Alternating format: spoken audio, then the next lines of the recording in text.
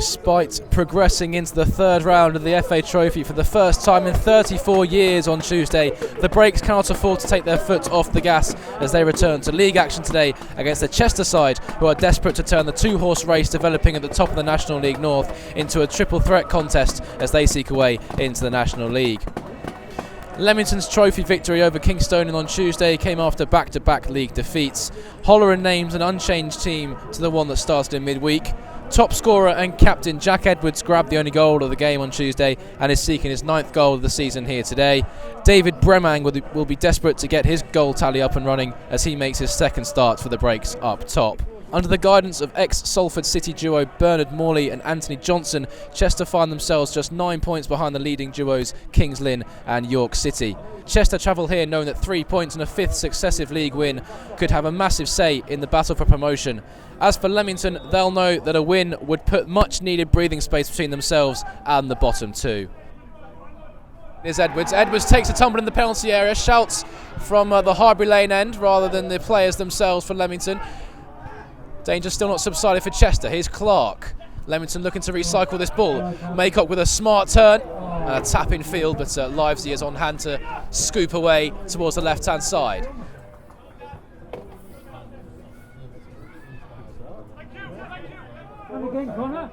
Taylor is screaming for it on this left-hand side. Here's Morley.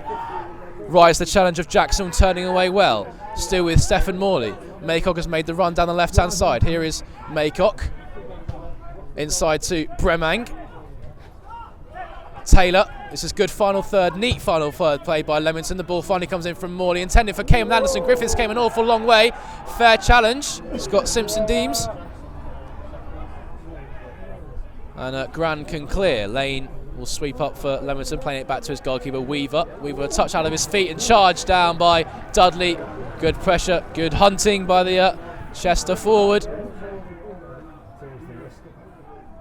Be another long throw incoming from Joel Taylor, and it comes. It's towards Livesey and Jones, the two centre backs. It'll be played out back towards Taylor, who gets the ball under control and looks to take Morley on down the touchline. Left-footed delivery.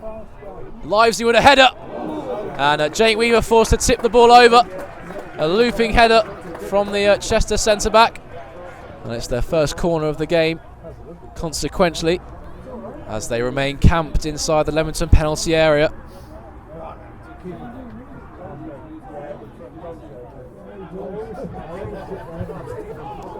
Clark. Morley with a ball forward. Bremang is onside. Couldn't quite take it into his chest. Beat the offside trap in the penalty area. Still seeking his first Leamington goal since joining on loan from Coventry City. Well, we see the opener here. Anderson's ball in, and it had to be dealt with by Griffiths as the corner turned into an effort on target.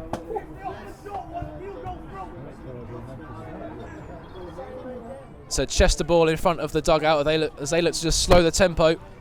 A very fast-paced first half, it has to be said. Taylor inside the penalty area, faced by Junior English. Spells danger for Leamington. Gran's ball across. Well dealt with by Jake Weaver, but danger still not subsided with Roberts delivering it back into the penalty area. Jackson unable to make his touch stick. Bremang looking to hold this up for the Brakes, and Bremang's done really well doing just that. Still with David Bremang, he's done really well to ride 2 Chester challenges and find an outlet in Joe Clark. Here's English with plenty of green grass to make trucks into down the right hand side. English's ball across into the penalty area, dealt with by Roberts, headed behind for a Leamington corner. Great work by David Bremang, he was certainly the architect.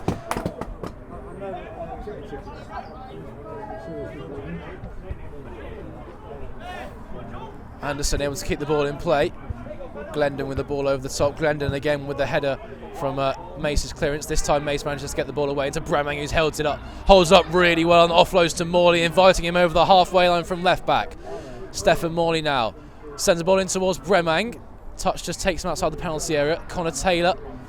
Bremang once again retreats towards Maycock as a loose ball is picked up by Maycock though into the penalty area. Offloads to Taylor. Taylor across the face of goal, and it's missed by Jack Edwards.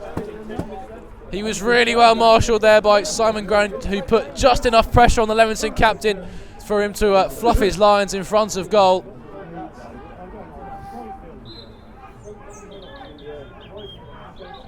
Gary Roberts chips it towards the edge of the penalty area. Hooked on by Livesey, might drop for Dudley in the penalty area, and it's a vital challenge from Junior English. Really, really good block from the right back as he deflects the ball behind for a corner kick. And Chester just beginning to gain momentum 15 minutes into the second half.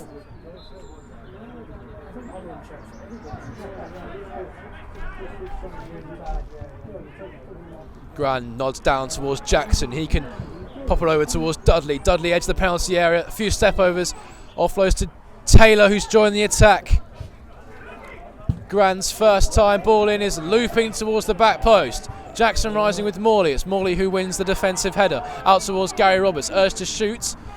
And instead he spreads it out wide towards Roberts. Jackson. His ball is deep towards Taylor, who flicks it back across goal into the side netting. But Chester again looking dangerous when they can build a move in the Leamington defensive third. Really crisp with their passing. James Mace. Edwards over his own head. Bremang unable to bring it down the centre. Might break for Gittins, but he misses his sliding challenge. Jackson able to peel away from Callum Gittins. Jackson looking for a ball through the Leamington defence. It will come back to Bradley Jackson. Here's Taylor's low ball into the penalty area. Dudley's taken it really well, and it's a fantastic save by Jake Weaver. Got down fantastically to his left-hand side. Really smart save from the Leamington goalkeeper. Dudley did really well to bring that ball under control and peel away from the Leamington back line. It was a smart effort just trying to catch out Jake Weaver and place in that bottom corner, but Weaver was level to it and got down really quickly to his left-hand side and stuck a firm left arm out. Edwards inside to Anderson, looking to turn his man. Junior English turns inside. It's a ball into the Chester penalty area. It's well dealt with by Grand. Asante is under it for Chester. Upfield, Jake Weaver has come an awful long way out, and he's met it really well. And Griffiths had to watch that.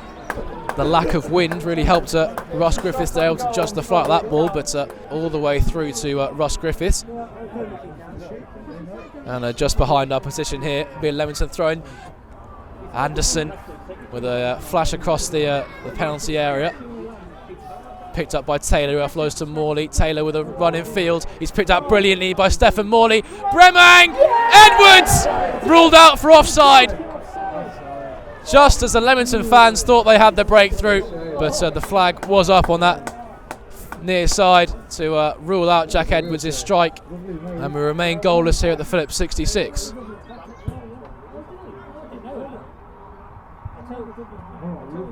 Taylor, taken up by Bremang, left-footed Bremang! Fantastic save by Russ Griffiths at his near post, but Bremang struck that with real power. Russ Griffiths level to it, down really swiftly at his near post. Leamington really on top now in the ascendancy. David Bremang really unlucky not to grab his first Leamington goal there. Be a throw-in to Leamington. Edwards flicks on Bremang. English! Inches past the right-hand post. Plenty behind that goal, and a few of us here thought that might have just crept in that bottom corner from Junior English, but a deflection spins it wide, whiskers wide of that right-hand post.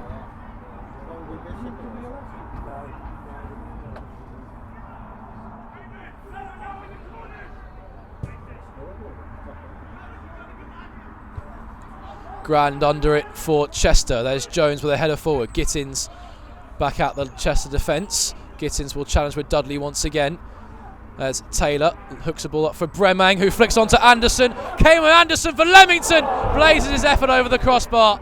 What a chance to take all 3 points for Cayman Anderson. Sat up really nicely for him, but he just leant back as he took the effort and blazed it over the crossbar. This must be the last opportunity of the game for Leamington to steal all 3 points. Left-footed, delivers into the penalty area. It's headed over his own crossbar by Taylor, and there won't be time for the corner kick. And it's finished here. A stalemate, a really competitive and well-battled contest between the two sides. Neither side able to break each other down. The ball was in the net for Leamington, but it was swiftly ruled out for offside. And at the death, Cayman Anderson just couldn't quite direct his volley on target. As for Chester, they couldn't take advantage of the duo at the top of the table going head to head. Their 4 wins on the bounce comes to an end here at the Phillips 66 with this 0-0 draw. Leamington 0, Chester 0. Well, Paul, a physical and competitive affair out there with your side doing really well to contain Chester and come away with a point. I mean, you could have even taken all 3 at times.